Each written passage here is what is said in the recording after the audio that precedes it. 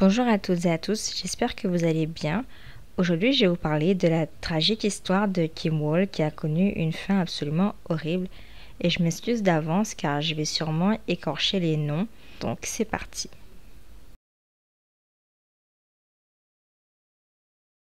Kim Wall est une belle jeune femme de 30 ans d'origine suédoise qui est passionnée de journalisme. Elle est originaire d'un petit village nommé Trelleborg qui se situe en Suède. Ses parents sont Joachim et Ingrid Wall et elle a un frère qui s'appelle Tom Wall. C'est une femme intelligente, ambitieuse et brillante. C'est une journaliste indépendante qui a fait ses études à la London School of Economics, à la Sorbonne et à la Columbia School of Journalism. Cela fait 4 ans qu'elle en a fait son métier et autant dire qu'elle a une carrière vraiment très diversifiée et prolifique. Son travail a été reconnu puisqu'elle a déjà été publiée dans de prestigieux magazines comme le New York Times, Atlantic, The Guardian et Time Magazine. On peut dire que sa carrière marche bien. Pour parler un peu de son style en tant qu'écrivaine, elle aime écrire sur les questions sur le genre, l'identité, le changement climatique. Elle aime aussi écrire sur des sujets inédits et excentriques. Kim aime aussi les voyages et elle est partie notamment en Chine, en Corée du Nord, au Sri Lanka, dans les îles Marshall et à Ouganda. Parmi ses écrits, elle a notamment fait des articles sur les problèmes de relance du tourisme en Haïti, sur les vampires et sur les changements climatiques et les essais nucléaires aux îles Marshall. Elle a aussi reçu de nombreux prix pour ses écrits et sa vie professionnelle est très épanouissante et dynamique. Et si tout se passe à merveille pour elle dans sa vie professionnelle, côté cœur, tout va bien également. Kim vit une histoire d'amour avec un homme qui s'appelle Odur Stefansson. Odur est originaire d'Oslo qui se situe en Norvège. Il est chroniqueur et il est spécialisé dans la politique internationale. Il a lui aussi une carrière prolifique. Il a connu Kim en 2013 et il la soutient dans son métier de journaliste. Tout se passe bien entre eux et ils ont pour projet de déménager ensemble à Pékin prochainement. Kim Wall a entendu parler d'un événement qui fait le buzz. C'est celui de la construction du Nautilus UC3, le plus grand sous-marin privé au monde, créé par Peter Madsen, un inventeur et un entrepreneur excentrique à Copenhague. Kim est intriguée par lui et elle souhaite s'entretenir avec lui. À ce moment-là, elle vit à Copenhague avec son petit ami et elle se dit alors que c'est l'opportunité parfaite pour elle d'obtenir une interview avec Peter Madsen qui a une notoriété pour ses inventions extravagantes. Et en fait, son appartement se trouve pas trop loin de l'atelier de Peter à Refshla-Eoen, qui est une ancienne zone industrielle à la périphérie de Copenhague. Elle prend alors contact avec Peter et elle lui demande un entretien et en fait elle voit en lui une opportunité en or pour son prochain reportage. Peter Madsen est un brillant inventeur et entrepreneur danois. Depuis l'enfance, il a développé un grand intérêt pour les fusées et leur fonctionnement. Il s'intéresse à la science et à la chimie et à l'école, il voulait absolument apprendre de ses professeurs. Il est très curieux et il est autodidacte. Il a développé sa première grande fusée à Hong à 15 ans et il a lancé le 3 mars 1986 qu'il a construit dans l'atelier de son père.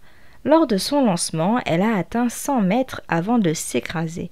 Et tout au long de sa vie, il va continuer ses inventions en apprenant par lui-même et il n'a jamais terminé ses études ni suivi de cours de soudure ou d'ingénierie, mais il est vite devenu une sorte de génie dans ce milieu. Peter Madsen consacre sa vie à la construction de ses inventions et son mode de vie est financé par les conférences qu'il donne et le soutien des personnes qui voient en lui des projets prometteurs. Le 1er mai 2008, Peter a cofondé Copenhague Suborbital, un programme spatial avec l'architecte danois qui s'appelle Christian von Bengtsson. C'est un projet à but non lucratif. Le projet marche plutôt bien puisqu'ils ont réussi à faire voler 5 fusées fabriquées de façon artisanale et 2 maquettes de capsules spatiales, mais il y a des tensions entre les 2 collègues et Peter veut que sa vision soit celle qui prime en estimant qu'il est celui qui a inventé ce projet et il ne veut pas qu'on le contredise. En 2014, il décide alors de quitter ce projet. En fait, il veut poursuivre ses projets par lui-même. Il a réussi à construire 3 sous-marins, un qui s'appelle UC1 Freya, un deuxième qui s'appelle UC2 Kraka, ainsi que le célèbre Nautilus. Le Nautilus est un sous-marin de construction privée de 18 mètres qui a été lancé le 3 mai 2008 à Copenhague, au Danemark. Peter a mis 3 ans à le construire avec une équipe de stagiaires et d'ingénieurs volontaires et il a coûté environ 200 000 $ américains. Cette invention a eu un énorme succès et a donné à Peter une certaine notoriété. Plus tard, en juin 2014, Peter Madsen a créé Rocket Madden Space Lab et son objectif était de construire un vaisseau spatial habitable. Il voulait rivaliser avec celle construite par Copenhague Suborbital. Il tenait un blog sur ses activités sur le site web du magazine Ingénieurren et il continuait de mener ses petites expériences. Il se qualifie d'inventrepreneur. Et pour revenir à la journaliste Kim Wall, Peter Madsen a reçu son mail demandant à le rencontrer et il accepte volontiers l'entretien. Le soir du 10 août 2010, Kim et son petit ami se préparent pour leur fête d'adieu car ils doivent déménager à Pékin. Mais plus tard dans la journée, Kim reçoit un appel de Peter lui disant qu'il est prêt à lui accorder une interview et qu'il souhaite lui faire visiter son sous-marin. Kim est ravie et veut bondir sur cette occasion. Elle se dit qu'une chance comme celle-ci ne se reproduira pas, donc même si elle rate sa fête, c'est pas grave, elle préfère se consacrer à cet entretien car après elle va devoir quitter Copenhague. Elle a dit à son copain qu'elle partira faire l'entrevue avec Peter et qu'elle allait revenir plus tard dans la soirée. Son copain a accepté et lui a donné tout son soutien. Kim Wall embarque alors à bord du Nautilus en compagnie de Peter Madsen et il faut savoir qu'ils ne sont que 2 dans le sous-marin. Le dernier message que Kim a envoyé à son amoureux sont les mots suivants: « Je suis toujours en vie, on va dans le sous-marin, je t'aime ». Il a même emmené des petits gâteaux et des boissons. Mais des heures plus tard, la soirée passe et Oder n'a toujours pas de nouvelles de Kim. Elle ne répond ni à ses appels ni à ses textos et elle aurait dû être rentrée depuis longtemps. Oder est alors inquiet et il signale sa disparition. Dès le lendemain, le vendredi 11 août 2017, des recherches maritimes sont lancées bien qu'il n'y a pas d'appel de détresse. Il n'y a pas de nouvelles de Peter non plus.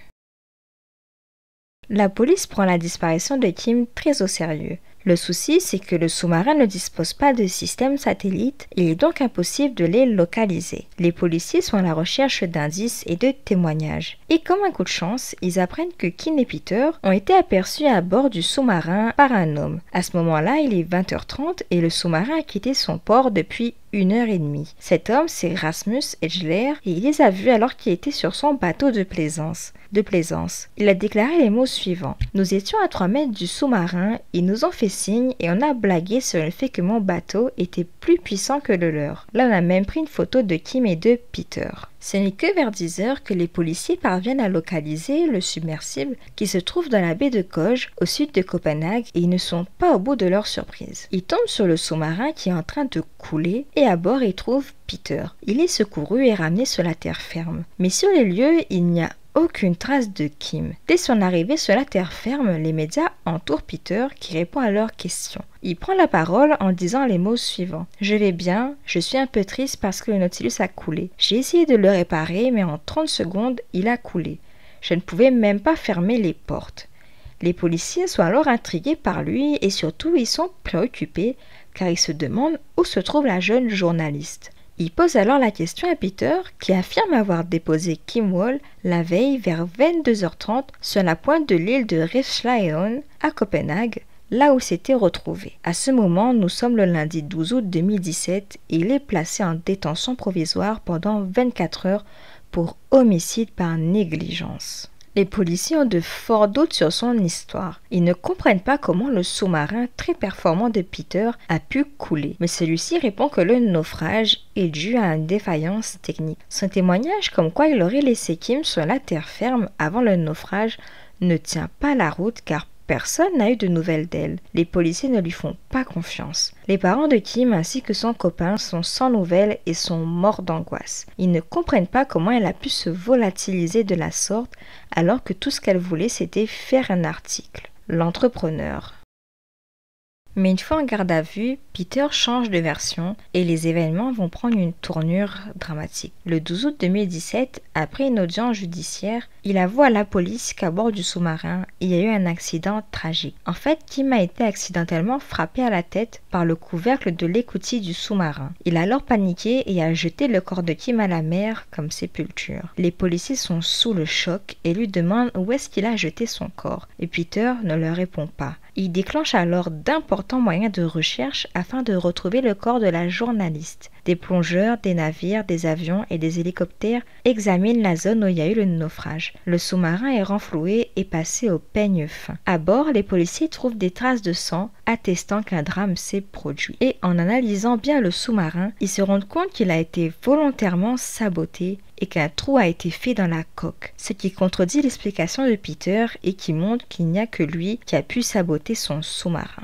Évidemment, lorsque la police a informé les parents de Kim ainsi que son copain qu'un accident s'est produit au bord du Nautilus et qu'elle est décédée, le choc est immense. L'incompréhension et la douleur les animent. Cette affaire fait alors la une des médias et tout le monde se demande où se trouve Kim Wall et qu'est-il réellement arrivé à la jolie journaliste qui se trouvait pourtant entre les mains d'un inventeur reconnu et apprécié. Les policiers sont alors déterminés à découvrir la vérité et ils ne croient pas en la version de Peter. Ils sont de plus en plus convaincus qu'il a tué Kim et qu'il a tenté de se débarrasser d'elle.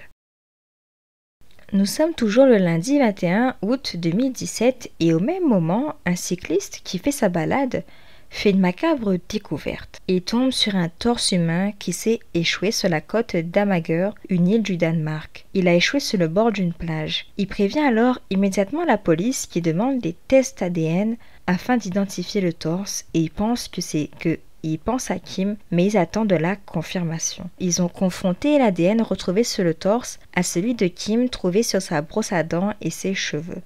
La nouvelle est relayée dans les médias et laisse la famille de Kim ainsi que la population dans le doute. Malheureusement, le mercredi 23 2017, les policiers font une terrible annonce. Ils affirment que le torse retrouvé est bel et bien celui de Kim Wall. La nouvelle est terrible pour les proches de Kim, mais aussi pour tous ceux qui ont suivi l'affaire. L'enquêteur en chef, qui s'appelle Jens Moller, a indiqué que le torse de la jeune journaliste a été poignardé à plusieurs reprises afin d'évacuer les gaz accumulés qui pourraient faire flotter son corps à la surface. Et pire encore, il y a un morceau de métal attaché afin de s'assurer qu'il coule au fond de la mer.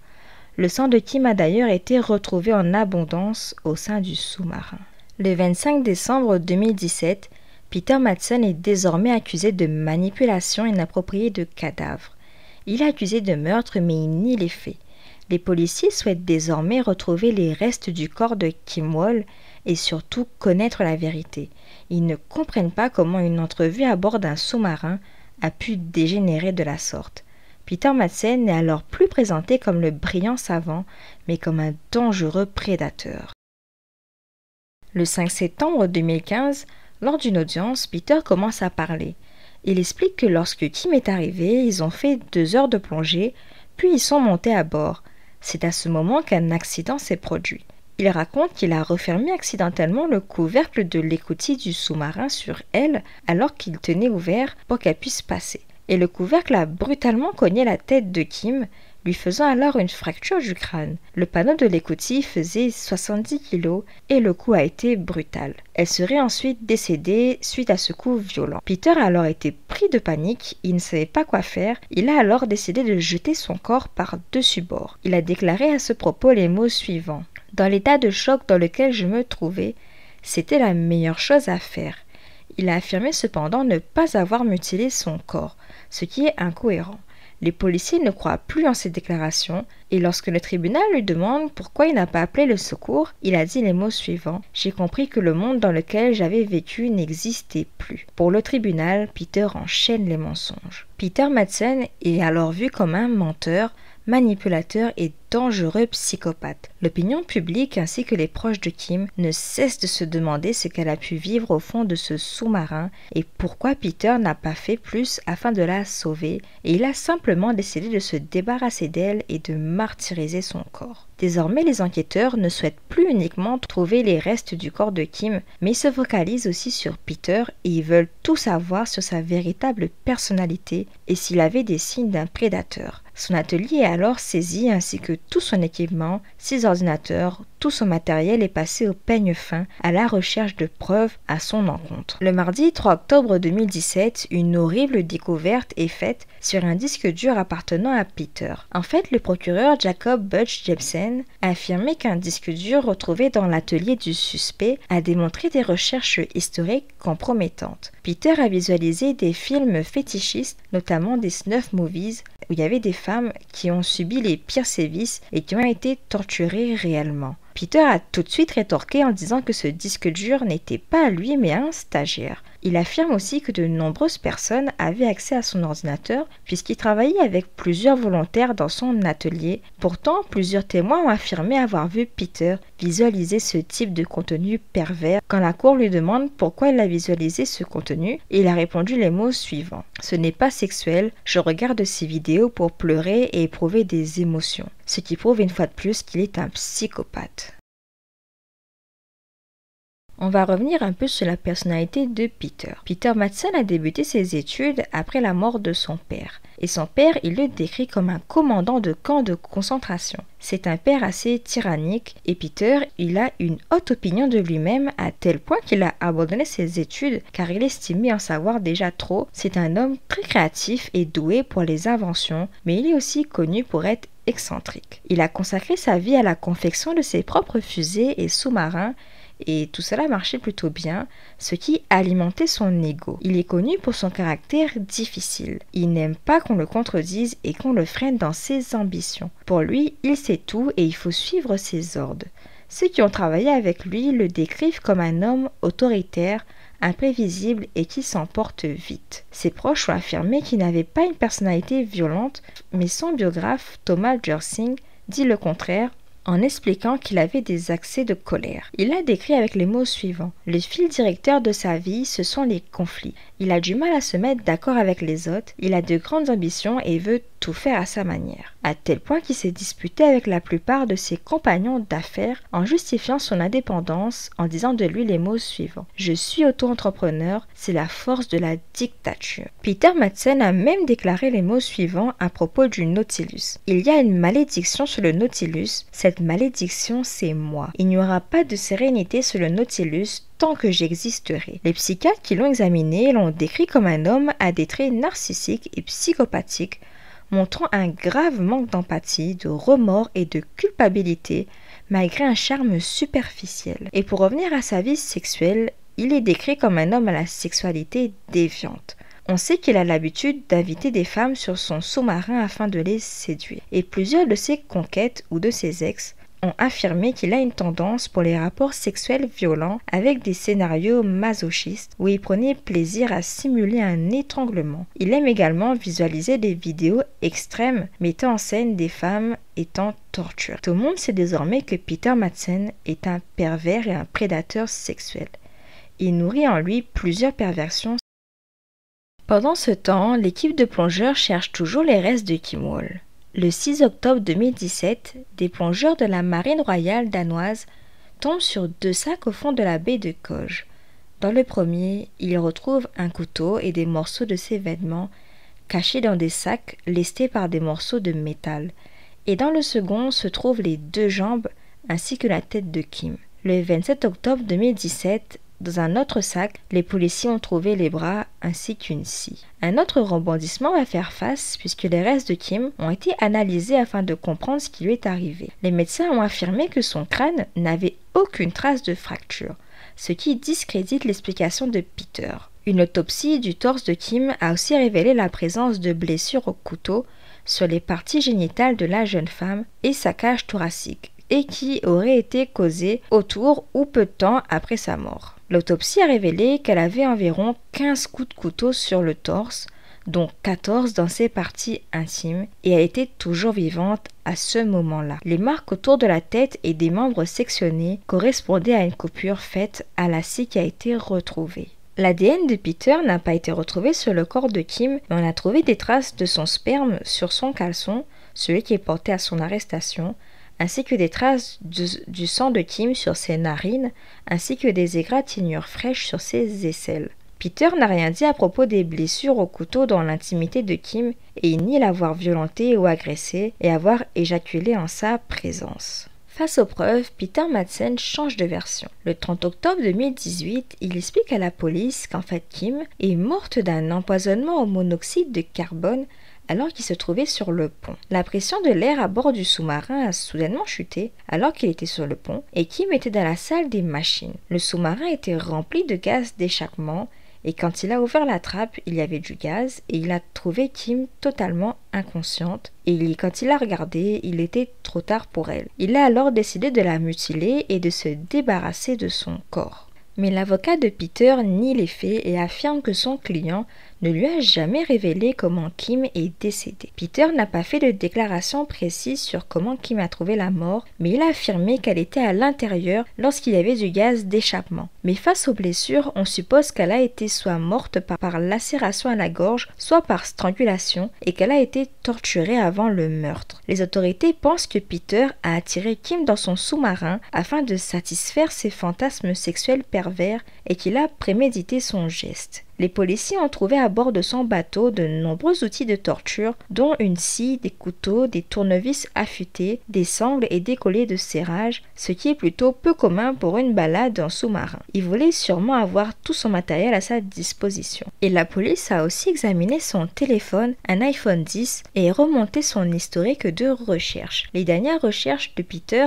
avant l'arrivée de Kim sur son sous-marin étaient les mots suivants: égorgé, coupe de cheveux, fille et douleur. D'autres éléments incriminants à l'encontre de Peter ont également été trouvés. Jeff Budge Gibson a montré des photos des bras de Kim en expliquant qu'un bracelet à boucle à cliquer qui a été trouvé dans le sous-marin correspondait aux marques sur ses poignets. Il a aussi montré des photos de l'atelier de Peter des mois avant l'événement et on peut y voir une scie qui est la même que celle que les plongeurs ont retrouvée et qui a servi à découper Kim.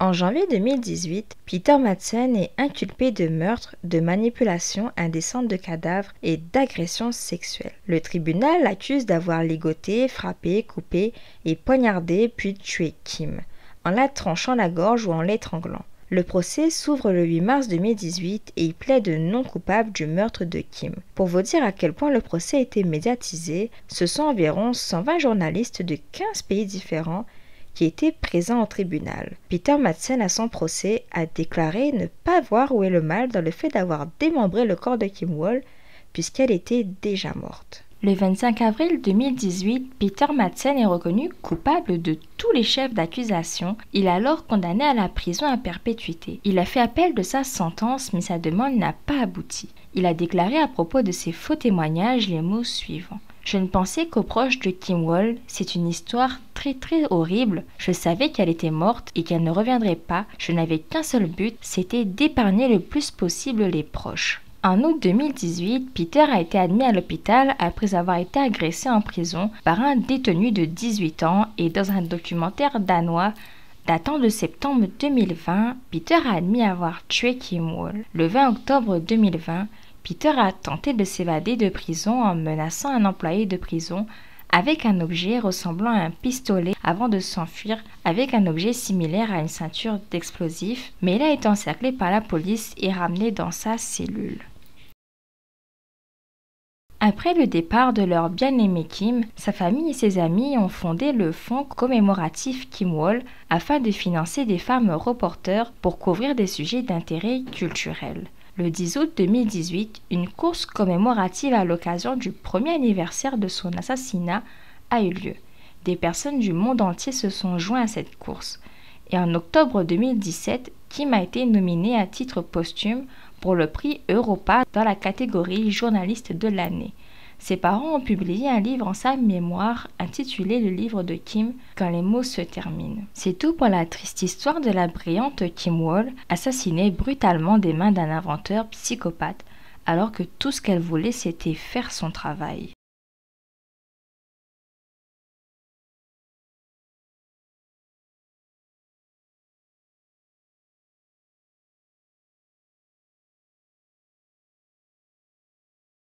Cette affaire est absolument horrible et elle m'a hantée pendant un long moment et même si elle a beaucoup été médiatisée, je tenais à en parler. Kim Wall avait un avenir brillant devant elle, elle était intelligente et prometteuse. Je trouve que cette histoire montre un vrai gâchis de la part des deux protagonistes. Kim était brillante, mais Peter aussi avait un fort potentiel. Il était vu par beaucoup comme un génie et il avait des compétences vraiment incroyables. Il aurait pu consacrer tout ce talent pour continuer de faire des choses brillantes, mais au lieu de cela, il était animé par des pulsions perverses. Je pense qu'il nourrissait ce fantasme depuis longtemps en lui et il a vu en Kim l'occasion de les réaliser.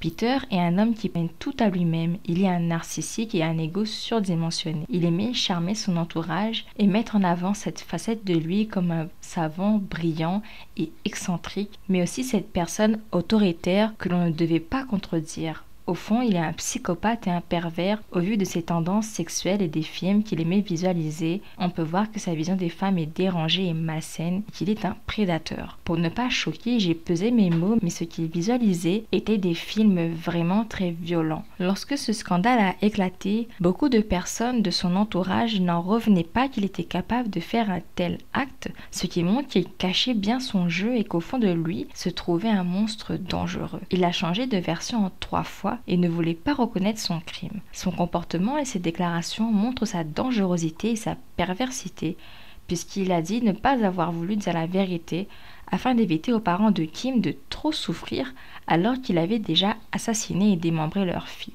Il justifie aussi sa consommation de films violents afin de lui faire ressentir des émotions et il estime que démembrer un corps déjà mort n'est pas un acte malsain et horrible puisqu'il n'a plus de vie en lui. On peut voir aussi dans ses actions qu'il a déshumanisé Kim, il ne l'a pas juste ôté la vie, ce qu'il a fait à son corps est horrible. Il a mis des parties de son corps dans des sacs différents et a fait en sorte que ces sacs puissent rester au fond. Il y a caché des vêtements ainsi que la scie qu'il a utilisée. Il a tout fait pour essayer de dissimuler des traces d'elle. Et heureusement qu'il y avait de nombreuses preuves à son encontre qui discréditent la thèse d'un accident ou d'une mort par asphyxie, notamment les nombreuses blessures sur elle qui démontrent un véritable acharnement et un déferlement de violence, et celle dans ses parties intimes qui montrent une véritable perversion. Cet homme, pour moi, c'est un danger pour la société et il doit rester en prison à vie. Et pour conclure, j'espère que malgré ce drame absolument horrible, que la famille de Kim a trouvé la force et le courage d'aller de l'avant et de se battre et que Kim repose en paix. Si cette histoire vous a intéressé, n'hésitez pas à commenter, aimer et partager